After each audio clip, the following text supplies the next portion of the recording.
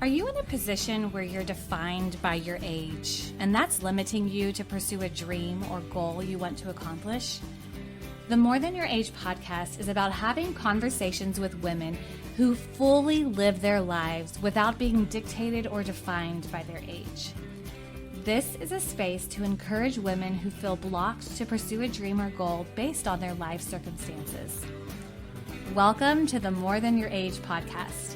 I am your host, Erica Pasbar.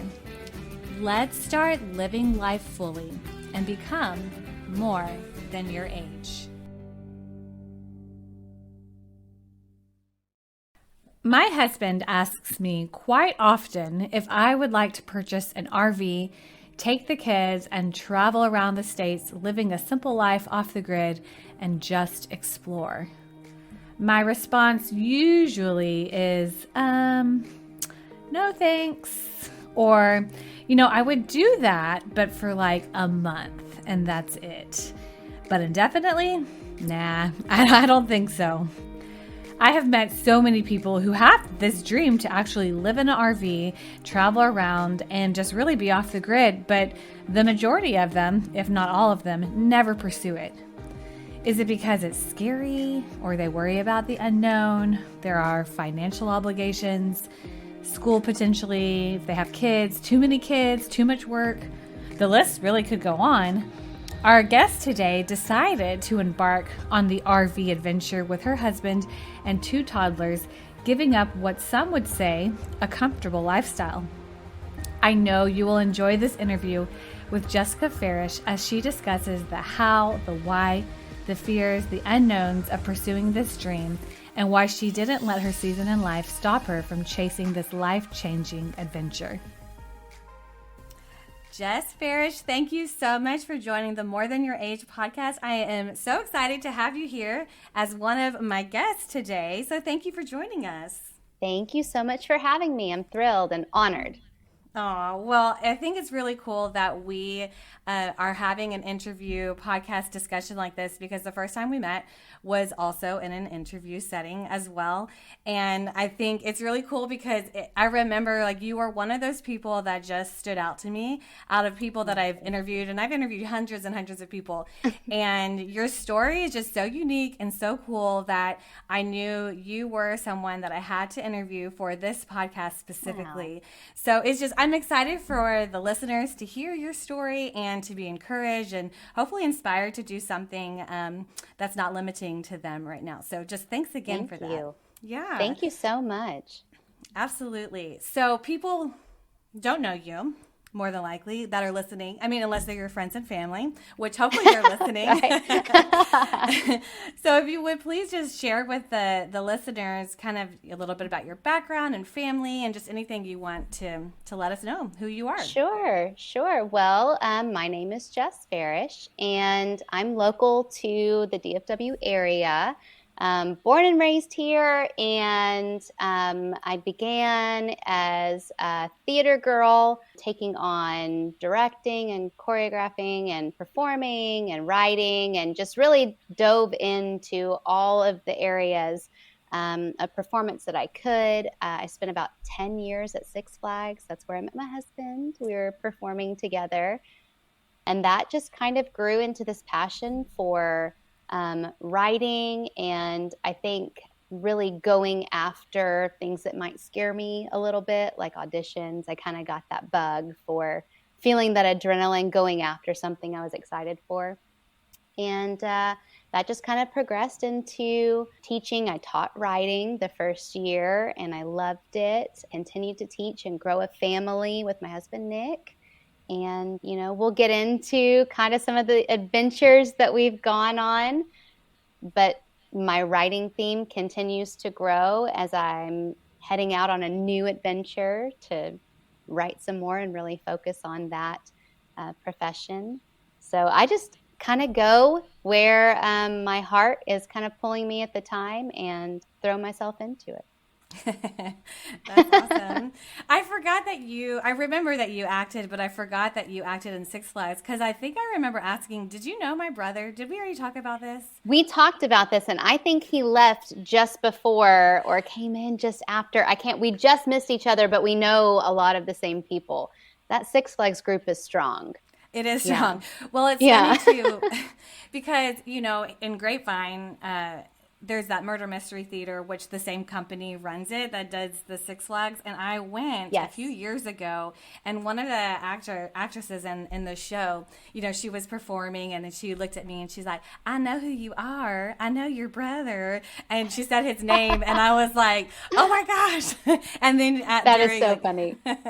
during intermission, she came back and she said, then we remembered how it was, and so I figured you probably know her too. I don't remember her name, but you probably know her. Definitely. I have a lot of friends that do the murder mystery dinner show. And really, if you are in the DFW area in theater, you are like that Kevin Bacon 6 Degrees.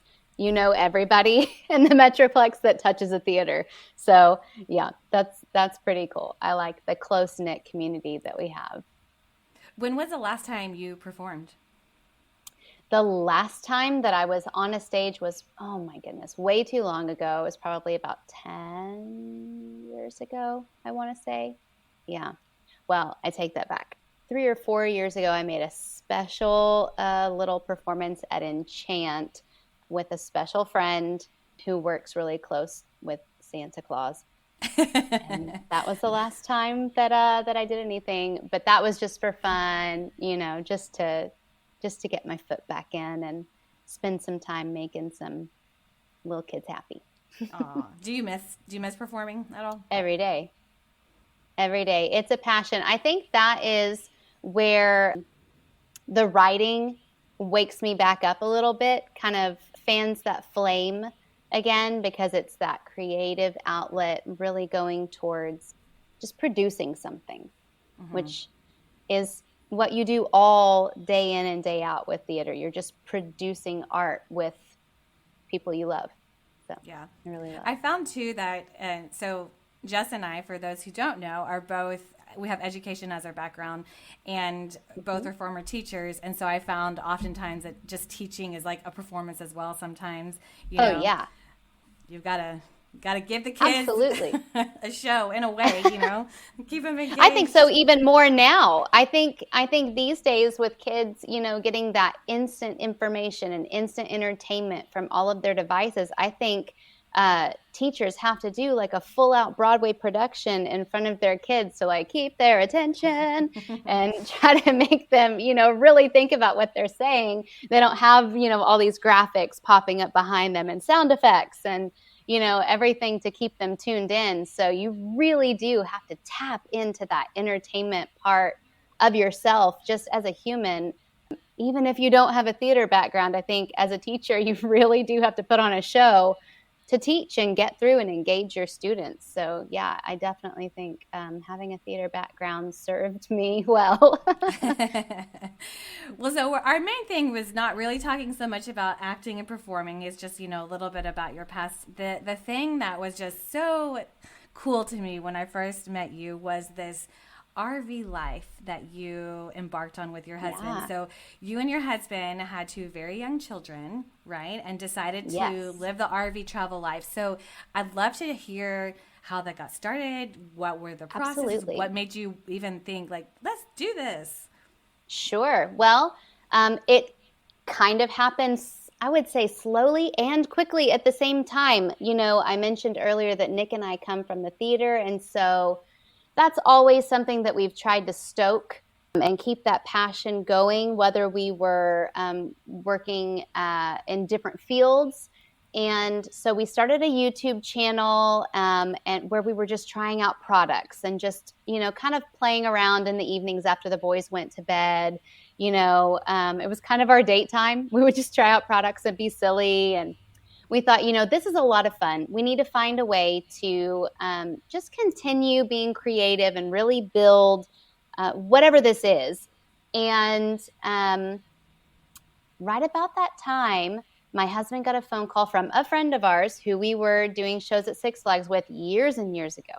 and he said, I'm on tour and I need you to come out and help me. I just had to let someone go and I need you to come in until I can replace someone. And at that point, he was able to work his position remotely. And so we thought, an international tour, that's really something that you have to go after. And so we said, okay, well, when would he have to leave? He said, I'll book you a flight in 3 hours. Oh, wow. So we were like, okay, well, this is an opportunity that you can't miss. You have to go. And in 3 hours, he was on a plane and he was gone for about 30 days. And he traveled all over the United States on this tour. He was having a fantastic time. It was incredible. And when he came home, after we'd had kind of a month-long conversation about, this is kind of incredible that we made this big life decision in an hour, and you were on a plane in 3 hours. That's really cool. And it kind of woke us up to this possibility that it really is that simple. If you want to do something, you don't have to plan and toil over it. You don't have to know everything about it. You don't have to be perfect at it and experienced at it before you do it. And so when he came home, we started to look at our priorities and our intentions. What did we want to be? We wanted to be good parents. We wanted to be good spouses. We wanted to enrich our lives and really be purposeful and intentional about how we were raising the kids. Obviously education is my background. And so it was really important to me. I would always know the students who went places with their parents because they had background knowledge already built that I didn't have to teach prior to learning. They just had a larger set of vocabulary and a wider horizon of vision. And so I wanted that for my kids. And so we started to talk about this idea of traveling and teaching the boys by showing them places and people and going to different museums in different places, what the mountains look like. Don't just tell them about mountains, show them the mountains. Don't just tell them about the ocean. Let them feel the sand. Let them watch the waves, really immerse them in their learning. And so we thought, okay, well, we really can't afford to fly and stay in hotels. We really can't, just up and buy homes everywhere we want to go. What is something that we can do? And so we really started to latch onto this idea of road tripping, except our kids were 3 and 4. So we thought, well, we're never going to get anywhere if we're constantly stopping for potty breaks and we're constantly stopping, and trying to find a hotel here and there would be difficult. So we really thought, let's look into this RV lifestyle. We've seen a lot of it booming on Instagram. We started watching a lot of YouTube videos, and we kind of obsessed over it for a couple of weeks, which is very short for making a huge life decision. But at that point, we had already seen how quickly we made the decision for Nick to leave and how great it was for both of us. And we thought, possessions are easily purchased again. What we can't get back is this short window of time with the boys. They were 3 and 4. It was prior to them beginning school. It was the prime time for us to do something like this. And so we were crazy and we just said, you know what, we're going to do it. God's going to find a way. We're just going to stamp our faith down right here. We're going to sell everything except for holiday decor and keepsakes because that's my thing. Because I knew I would want that no matter where I was living. And we set out on this journey to get an RV and travel. And we knew it was going to look like maybe a year because we really did want the boys to hop back into preschool, pre-K and kind of have their school career and build their roots as people. And so we had an estate sale and everybody came, our neighbors, our family, our friends. My mother-in-law came and bought things she thought we would want to keep. She was like, I'm just going to buy all of this and you can have it back. We're like, no, we're really doing this. So we did. And wouldn't you know, the amount that we made from selling everything was exactly what we needed for the down payment on the RV. No way. To a T. Yeah, absolutely. So we were like, okay, this is it. We're doing this. This is what we're doing. We started researching all of the places that we wanted, really dreaming big, right? And then we started cold reaching out to companies. My background degree is in advertising. And so we just started reaching out as we were building our Instagram and kind of putting out word of what we were doing, really showing the process of us selling our belongings and buying an RV. You know, we thought perhaps that's compelling to this audience. So we started to build our Instagram, reach out to companies. And what companies really latched onto that I think is important for people to know is that we were two extreme novices. We had no idea about traveling, about RVs, about geography in its general sense. You know, we're for sure Google mappers. The idea that if we can do that with little to no knowledge, everybody can. There's no one that can't just one day decide that they want to do something, whether it's an RV traveling lifestyle or anything else. If you really have a passion and a drive behind it, you just put one foot in front of the other and tackle the obstacles as they come. And that really resonated with different companies. And so we started to link up with them, and that fed our income as we traveled. So I think really what it came down to was finding someone who was going after their passion before they were ready, before it was perfect, before they had all of the steps laid out. I think that resonated. So did you, when you were reaching out to these companies and you were telling them, you know, we're novice, this is what we're doing, this is the adventure we're taking, did you just reach out to like a marketing coordinator, or how did you know who to reach out to, and how was that process? We just went to the Instagram handles and we messaged them and we said, hey, this is who we are. This is what we represent. Take a look at our Instagram page. We're bloggers, we're content creators. You know, we kind of offered all of the things that we were able to do. And we did that with a few other companies and just kind of showed them, you know, what we could offer them as far as we're a young family. We're the same demographic as, you know, who you're trying to sell your things to. And there are a lot of people who are going after this lifestyle who want to have this but don't know how to do it. So wouldn't it be helpful for them to watch us figure it out? I think it's always helpful to watch someone stumble and figure out how to make their way, because it not only humanizes the effort, it also makes it more obtainable and approachable. So I think taking that intimidation factor after going after that dream is really what those companies were latching onto. And they were seeing like, oh, we have these really well-seasoned RVers who are representing us, which is fantastic for that corner of the market. But there's also this untapped younger generation who's more experience focused, who really want to kind of dull down the amount of material possessions they have and really focus on intentional living. And so I think it was just the right time. And these companies were really understanding kind of that we were more focused on setting our future up for our family as one that focused on being together and experiencing life together rather than gathering things. Mm-hmm. Yeah, that's so important. And I've just seen a lot of people desire that lifestyle, or they talk about it constantly, like, oh, you know, if I could, I would, or if my husband was on board, or my wife or partner, whoever, like I would totally do it. But, and then there's all these different excuses. And I think it's fantastic that you guys just did it. And I think something that's also admirable about you is like going back to when your husband was asked to go on tour and was gone for 30 days. So you had a 3 and a 4-year-old. And were you teaching at the time, or were you with them? No, I was writing at that time.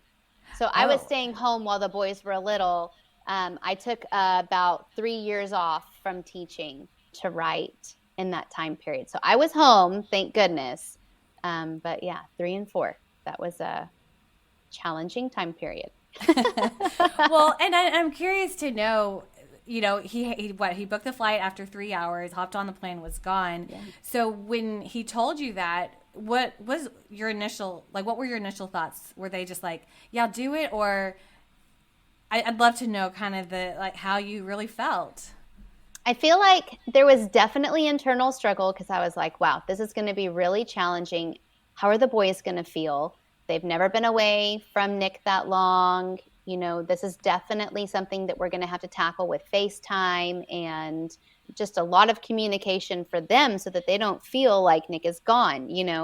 But at the same time, for Nick as a human, I felt like this was an opportunity he couldn't turn down. And I would not be able to forgive myself if I was like, well, no, I need help with the kids. So you shouldn't be able to have this incredible life experience, because I know that he would do that for me in a heartbeat, and I feel too like this was helping our family in a sense, because it was kind of waking us up to this possibility that, we had been, we use this phrase a lot. We had been stamping an expiration date on ourselves. And it kind of put us to sleep. We had kids. It was time for the big kid jobs and just to settle into the 9 to 5 and raising your kids and, buying all the things that you're supposed to buy and have the house and the cars that you're supposed to have and then get the dog and get the, we were falling into this, carefully, generationally laid plan that we just kind of always felt this dissonance with, that we felt like, we're doing the steps, but our heart's not in it. We love our kids, and certainly we want to provide for them and give them a great, sturdy, foundational childhood and have this strong marital relationship. All of the want was there. It's just that we didn't necessarily want to do it the way we were told we were supposed to do it. And so him leaving, while that 30 days was difficult, it kind of invigorated us, to this idea that we're not done. This story is not finished. And you leaving really shows us that, man, we really can do exactly what we want to do. And we're done putting this expiration date on ourselves, on our dreams. Surely you have to be responsible and make sure that you can take care of your, financial responsibilities and, all of that. But it was time to really wake up to the idea that we aren't promised another day. And if we want something, we better get moving. Yeah. That's true. That's absolutely true. So he came back after his 30 days, and then you said then about a couple weeks y'all made the decision, no, let's try this RV lifestyle. So from that point to when you actually set sail, how long was that? And you sold your house, right? We did. We sold our house. So we had a couple of houses. We had a house that we were renting and the house that we were in. And we sold the house that we were renting. And we also, eventually, the house that we were in also sold. But we sold the other one first. And we sold everything that we owned except for the keepsakes and the holiday decor. And we stuffed it into one little storage container, which is crazy to see all of the things that you own in one little box. That was really surreal. Oh, and I will mention, we didn't sell any of the kids' things. We didn't sell any of their things because we kind of felt like this was our choice, and we didn't want them to feel like they were losing any of their things. So we brought their toys and their puzzles and their games and their fuzzy friends and their blankets and their clothes and their, the RV was mostly their space. Nick and I kept like 10 outfits, and, the boys didn't really ever feel the sting of losing anything. It was kind of hard for us. We're kind of furniture collectors. We really love design. And so it was difficult to watch a few pieces. I had like a blue buffet hutch that I was like, goodbye, my love. Watching our belongings go out. But honestly and truly, from that 2-week point, it took about 30 to 45 days. we just did it. And I think we did it that quickly because it was kind of a hold your breath and jump kind of thing. If we looked down, we would realize what we were doing. And so we just had to keep our heads straight forward and locked and just go through the motions. We're selling our things. Great. We sold our things. We're buying an RV. Great. We bought the RV. Okay. We got to put gas in the RV and figure out how this thing works. Great. We did that. Okay. Now we sold the house and we don't have a home. So let's go live in your mom's house for a couple of weeks. Did that. All right. Now we got to have food and we got to figure out how to travel with kids. Okay. We did that. Let's hit the road. I mean, it really was that quick. Yeah. So you were writing at the time, and then your husband was he still working remotely with the company that he was with? Or yeah. So he was in the position that he was able to make floor plans and things like that through computer programs and work remotely. But that was a blessing. Thankfully, he was able to do that because we didn't have an income coming in from me for the most part until I started writing and we began making content for all of these other companies. Okay. Yeah. That's I love that. I think that's so amazing. Oftentimes when I do talk with people who have this desire to do exactly what you did, they think about the finances, and so you addressed how you guys were able to pay for your life, but they think about doctor's appointments, or like what if someone gets really sick, or groceries, cleaning, laundry. How did you guys manage that? Well, as far as groceries, cleaning, and laundry, a lot of the places that you stay at for RV camps have like an on-site laundromat. So we just really use laundromats, which can be a really tedious process. I don't know if you've ever had to use laundromats before, but waiting for one to be available when you have a 3 and 4-year-old can be difficult, or the times that you have to go use it so that there is one available. And you go through a lot of laundry with toddlers. So we spent a good portion of time, washing clothes in the laundromat.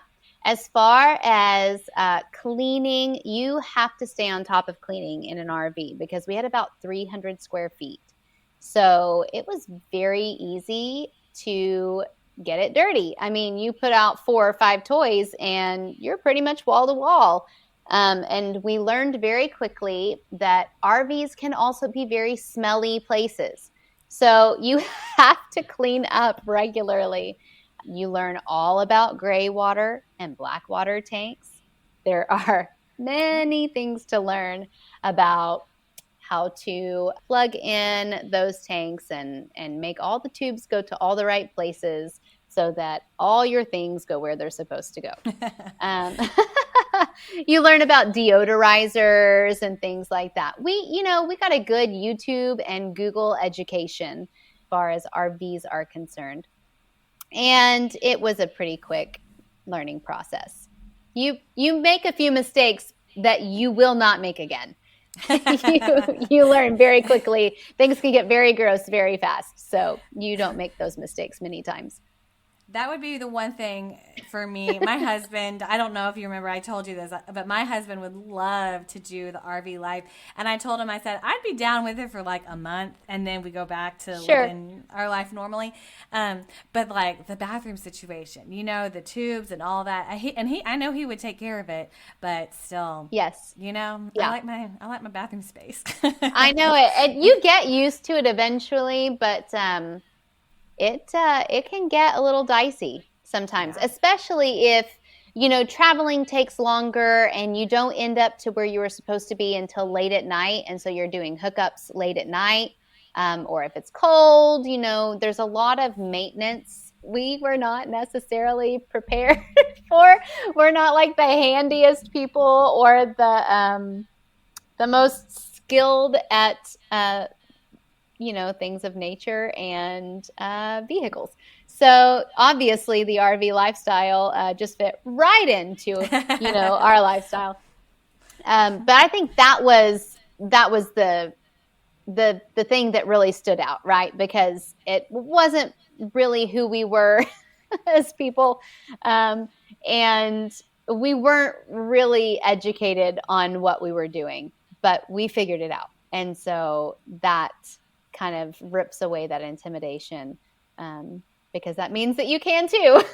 It's kind of a self-deprecating way of looking at it, but it's true. Well, I think that's just like a life lesson in general, like no matter what it is, if you don't know how to do something or what to do, just do it, figure it out. You're going to learn along the way, and you're going to mess up, and that's okay. Like that's just absolutely part of it. Yeah. Yeah. I mean, we tell our students mistakes, you have to make mistakes to learn new lessons. That's part of learning, is that change, conflict, growth pattern. That's how we learn. Absolutely. It's just sometimes as adults we're like, well, I don't want to fail. I want it to be perfect. But yes, we're not going to be, because especially when you hit a certain age, right? Because society says, like, by the time, and I still have that voice in my head, by the time you're this age, you should have it together. Like there's no changing careers after a certain point. You should have it locked in stone. I'm about to hit that 40 milestone in a year and a half or so. And even I was telling myself recently, like, man, it's time to get it together and stop jumping. You've got to be consistent in your lifestyle. And then I just have to constantly make myself uncomfortable.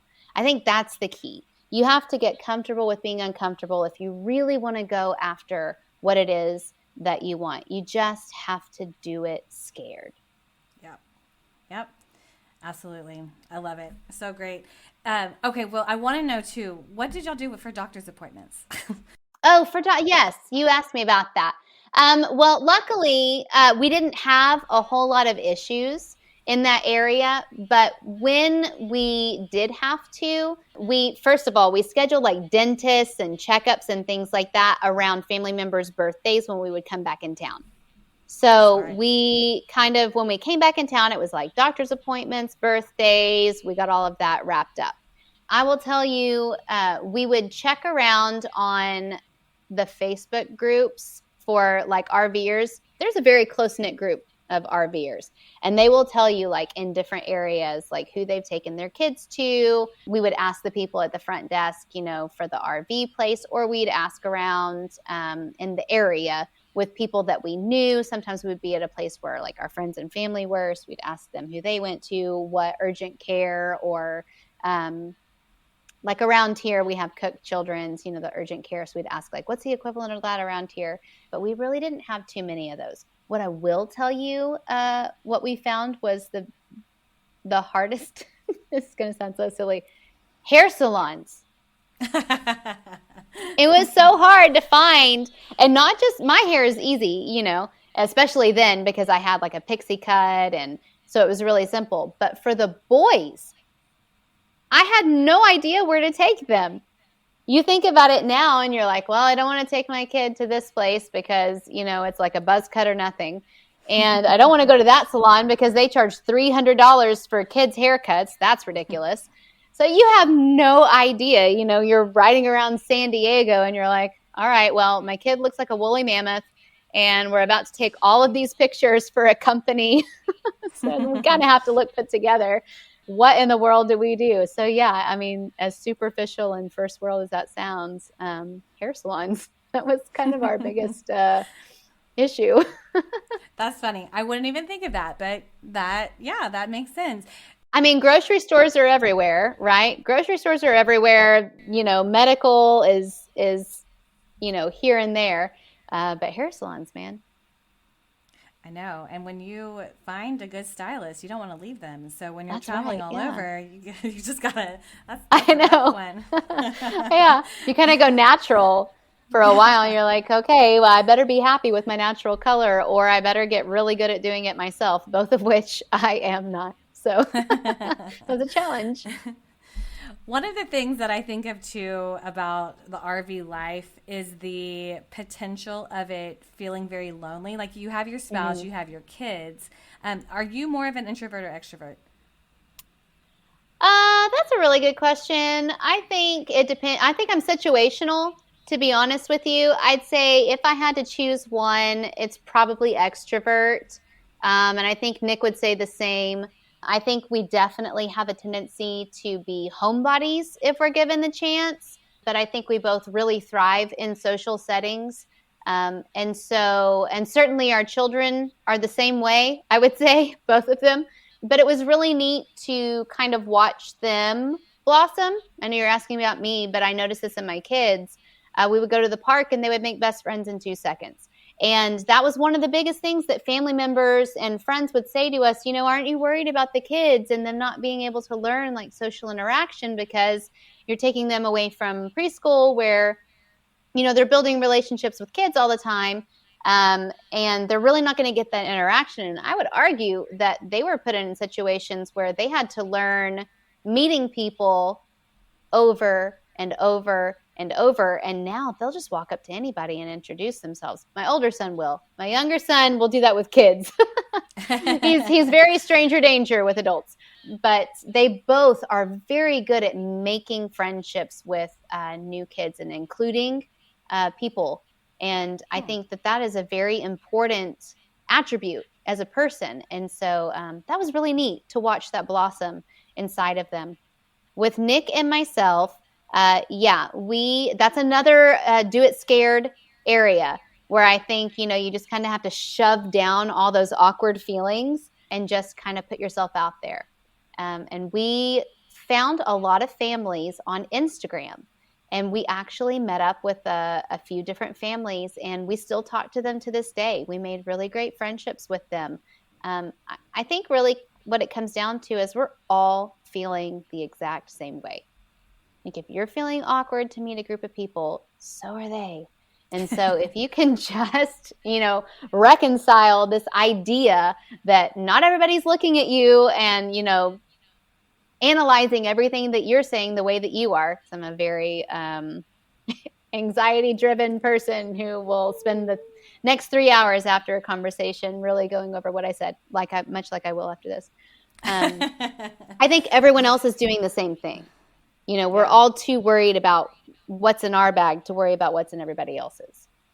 Yeah, that's a good point. Well, so you would meet up with these families, and would you guys stay in the same area for like a week so that you could get to know them well or build that community? Or how long would y'all on average stay with folks? Really, there was no plan. I mean, you would come and go, you would meet people around your RV camp, and they would be there for a few days and another family would move in and maybe you would gel with them and maybe you wouldn't.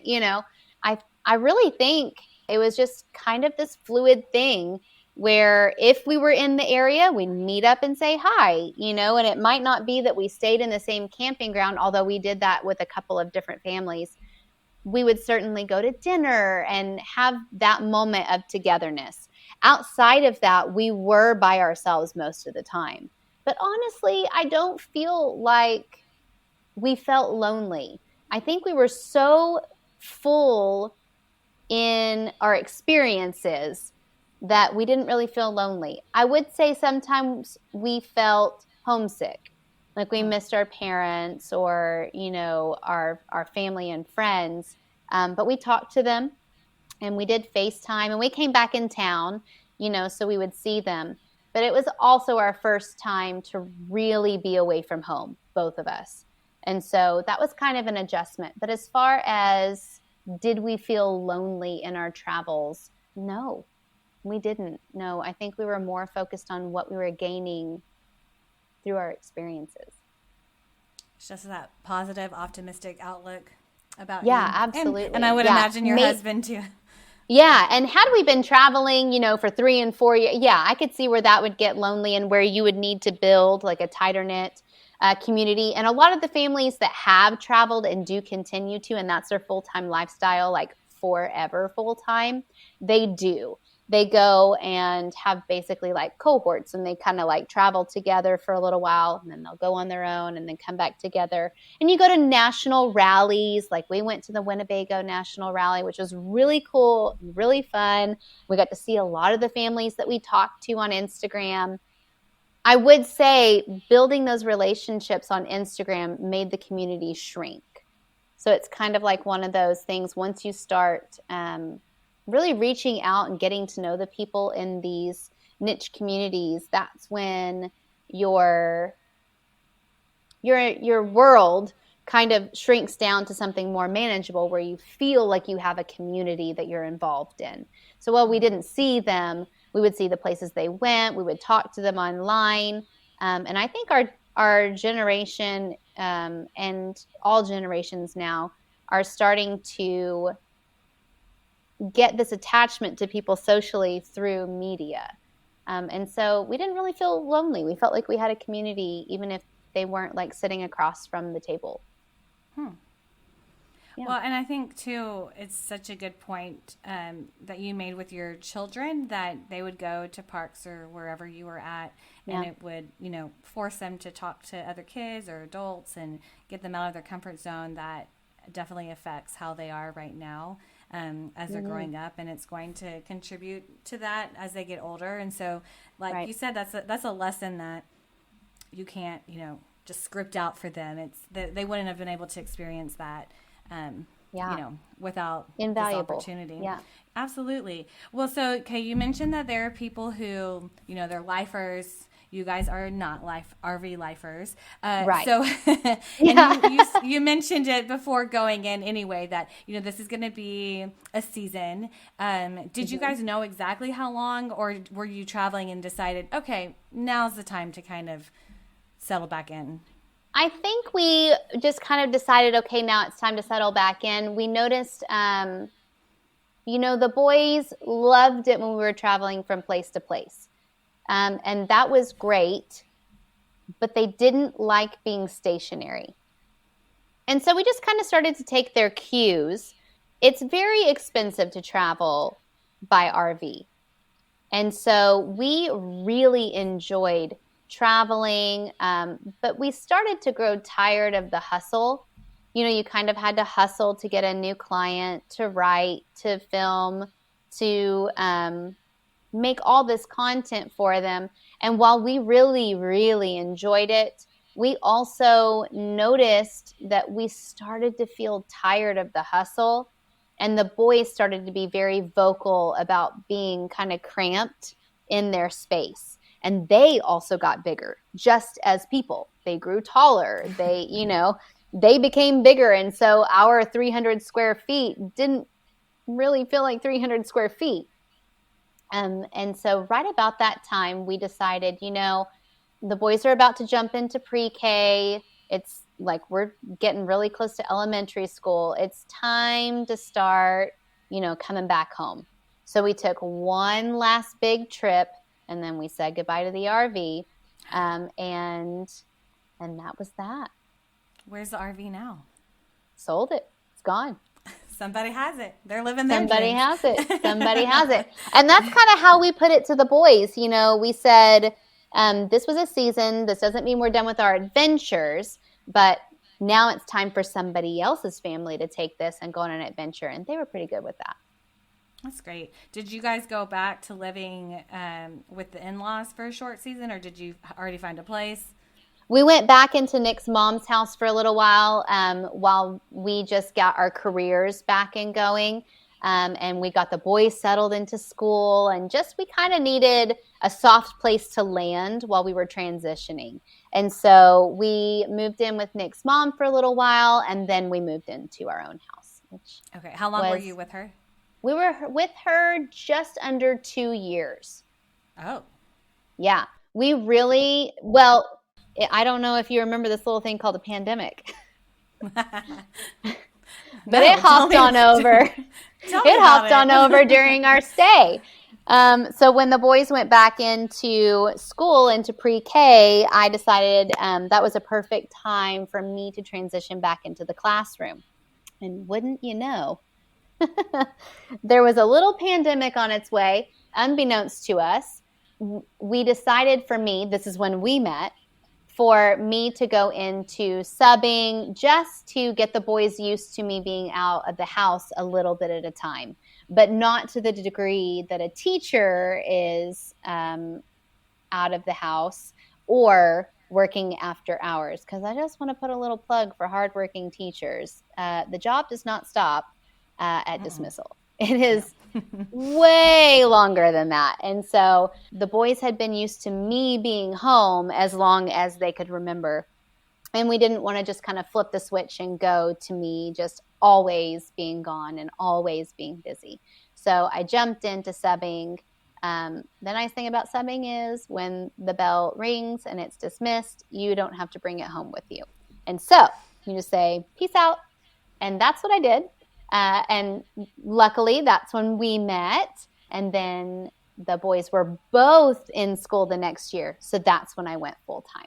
And then they were at school with me at my campus. And you taught for, a few more years. And then now recently you have another switch to go back into writing. And which is also something that I love too, which is like the whole theme within this podcast of, you're more than your season in life, you're more than your age, because that's scary to just stop your career again and pursue another passion of yours. So what specifically are you working on in writing?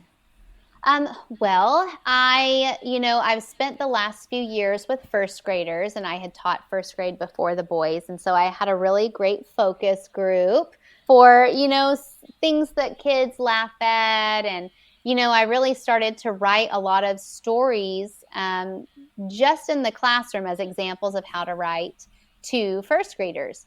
And that really kind of jolted me back as a writer. And I just really enjoyed, really got a kick out of the kids' reactions to stories that I would write. And I thought, this really feels good. I've never written in this capacity before. It was always more script and lyric based for theater. And then again, as like blogging and more technical writing for companies. But it was never really writing, for what was coming out of my brain and my creativity. And so I really thought, I like this. This feels good. This feels like something I want to go after. And so I just started penning children's books. And so I've got some of those in the works. And I also have, a couple of young adult books that I'm kind of pushing around. But that's going to take a second level of bravery to go after, which is in me, but I'm not tapping into it just yet. I want to try to control my excitement and stay focused on one thing at a time. So yes, children's books to start. I'm so excited for you. I'm excited to see these books and when they're released, and I'll be buying them. So I will be supporting you 100%. I love that. I love that. Yes. So what I wanted to say is that Nick also jumped into a new career in the time period that we were at his mom's. So I went and worked full time while he found, while we were traveling, that he loved editing and doing content creation. And so he stayed up all night, every single night, teaching himself how to edit with all these different programs and become proficient on, the Adobe suite, and really became a fantastic editor and came in as an editor and is now a creative director for one of the top YouTubers in the world for the Minecraft gaming space. And so he just completely made a jump into a new career to follow a new passion. And so we got him set up following his dreams. And then he turned to me and he said, "It's your turn." And so that's what this year is, me, taking a leap and really going for it. That's wonderful. The fact too that you said that he would spend his free time that he had to learn, to study, to grow, and then it landed him this wonderful job. That's inspiring just for anyone. It's the payoff, yeah. Absolutely. So, we're going to wrap up, but I want, I have two more questions for you, and they're both kind of similar, but slightly different. So we mentioned that a lot of people have this desire to do exactly what your family did, whether it's a year, 2 years, or, the rest of their lives. But there's this fear. They worry about the finances, the comfortability, giving up their home, their possessions, etc., friends, whatnot, or family. So what encouragement would you tell someone who has this passion but may be a little scared to pursue it? Sure, absolutely. I would say you don't have to sell everything. You don't have to get rid of your brick and mortar home. You don't have to buy an RV to start. You don't have to buy a new RV to start. You don't have to give up your life and go away for a year. You can do as much or as little as you want. I would also say this time period in life is very unique to that lifestyle because so many businesses are now going remote. There are so many jobs that offer remote positions that you have the ability to earn a steady income and still be able to travel and do these things. I mean, one of my favorite posts is that we woke up one morning in the mountains and we ended the day at the beach at a completely different state, a completely different atmosphere, completely different sea level. And we were working the whole time. And I think in this day and age, you have the ability to continue to work, and it doesn't matter where your feet are planted, because you can go on to Indeed right now and find 50 remote jobs that pay a secure salary, not an hourly wage. So it is more attainable now than it ever has been. I would also say, don't travel for a year. You know, if you're worried about missing your family and your friends, travel for a month and come home. You know, travel, if that feels good, go for 3 months. If that feels good, go for longer. You know, there is no rule book in this. It can fit your life how you want it to fit your life. And you don't have to know how to do everything or have it all planned right now. Just get started.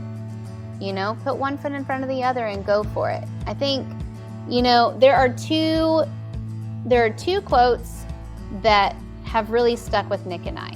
And one is something that my dad would always tell me. He would say, you know, Jess, the time is going to pass anyhow. Time doesn't stop. So you can either go after it now, or in a year, you can be talking about how you wish you would have gone for it a year ago. It's up to you, you know? Or you can start going for it in a year and really wish that you had made the progress that you could have made in this last year. So quit talking about what you want to do and start making some steps. Even if it's like, well, okay, today I'm gonna research what it costs to rent an RV for a month. And then I'm gonna start taking steps to save that money back so that we can go try this thing out for a month. Whatever you're doing, just do it. The other quote that Nick and I really latched on to is, you know, if you can fail at doing something you really don't love doing, why not try what you do love? That's so you know? great. Like, yes.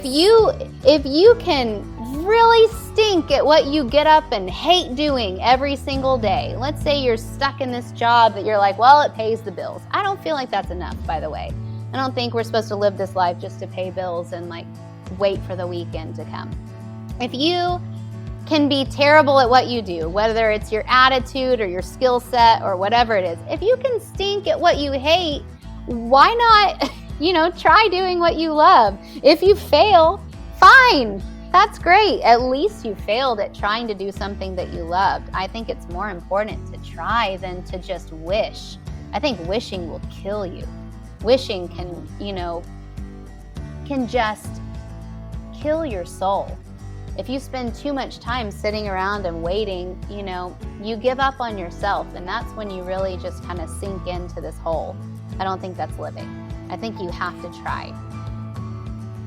Absolutely. Those two quotes, I'm going to text you after this, and I need you to send them to me or email them to me. Yes. I'm going to put those in the show notes because they're so powerful. And I'm like, Jess, this is what we're going to add to your resume next. You need to be a motivational speaker and tell people to get off their butts and start living life. I'm telling you, yes. Can I tell you one more thing that's going to change your life? Yes. And this goes towards that RV living. I heard I don't remember who it was. It was an athlete. And they said, before you do something special, do something. Does that not just like stop you in your tracks? For me and my perfectionist self, I feel like that has gotten my tail in gear just on a daily basis. I'll try to, just really setting up something for like my son's birthday party. I mean, just really small things. Before you do something special, do something. Like, don't have everything in a row. Don't be a perfectionist. Don't wait for everything to be in line and for the path to look clear and the clouds to be out of the sky, to call it good and to try something. Just do something. You're going to have to be a beginner at some point.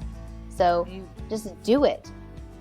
Yeah, absolutely. Yeah. I mean, that's so true. It's because you can sit there and like kind of with one of the first quotes that you were saying, just wish, wish, wish, wish, wish. And then all this time goes by and you never did anything and that wish is still there. And so that is just super inspiring, Jess. I really appreciate this conversation. I loved Absolutely. it. When your books come out, people need to buy them. So we don't have a place for them to go right now, but where can they go to just see your day-to-day life and your Instagram and just share with us what that is so we'll put it in the show notes too, but so that they can Absolutely. Yeah. Well, I haven't published anything yet, but in the meantime, I kind of keep up with our journeys on Instagram and Facebook. And if you want to follow that, you can go and find us at It's Nick and Jess, ITSNICANDJESS. It's Nick and Jess. Perfect. Well, we look forward to seeing your books, and we can also look back and see your traveling adventures as well. So, Jess, thank you so much again for joining the More Than Your Age podcast. This was an absolute delight. Thank you. Thank you for having me.